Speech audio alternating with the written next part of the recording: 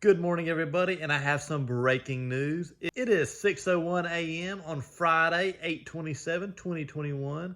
Got an email last night, got another email this morning, and the Supreme Court is not upholding Joe Biden's eviction moratorium. That is fantastic news for investors. Let's talk some more about it. The U.S. Supreme Court ended the Centers for Disease Control Prevention, the eviction moratorium, Thursday night, giving much needed relief to America's small housing providers facing financial hardship for more than a year. I've told y'all before, this moratorium has been horrendous for so many landlords. The government should never be able to tell banks and landlords when or when they cannot evict a tenant or someone who owns a home that is not paying their bills. Unfortunately, everybody has bad things happen to them, but bills are still due. In a 6-3 ruling, majority of justices agreed that the state on the lower court's order finding the CDC's eviction moratorium to be unlawful and was no longer justified. Fantastic news. I am so happy to hear this. They wrote that the moratorium has put applicants, along with millions of landlords across the country, at risk of irreparable harm by depriving them of rent payments with no guarantee of eventual recovery. Couldn't say it better myself.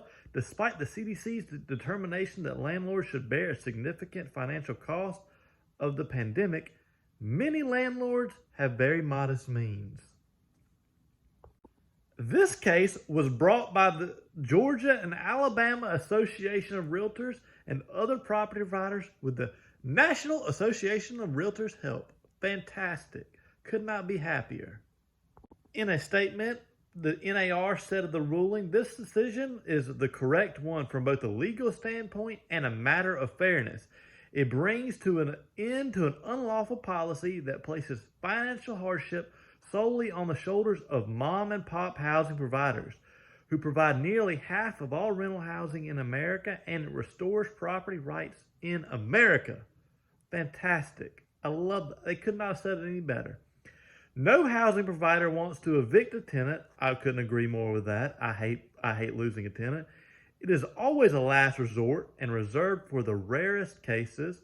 The best solution for all parties is rental assistance, and all energy should go towards its swift distribution.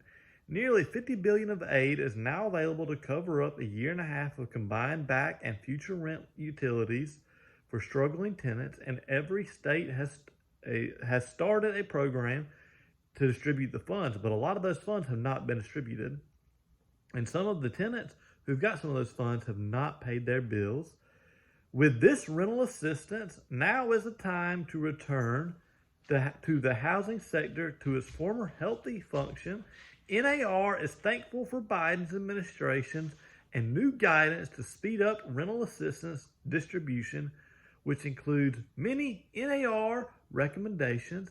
They will continue to work with all parties to make assistance readily available to tenants and housing providers.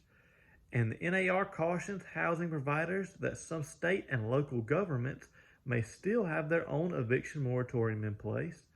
But basically, everybody, I am so happy to hear that the moratorium is ended. This is fantastic news. The government needs to stay out of the banking and the housing industry.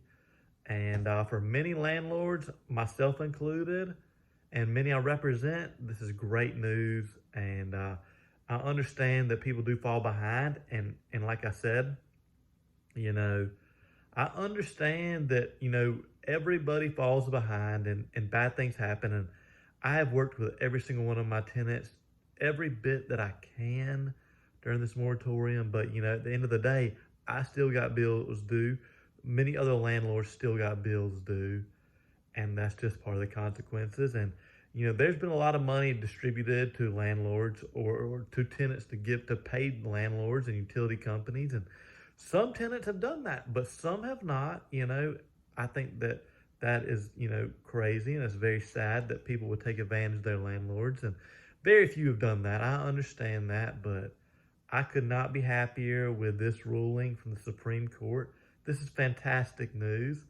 It's going to be a great Friday. Y'all have a good afternoon and a great weekend.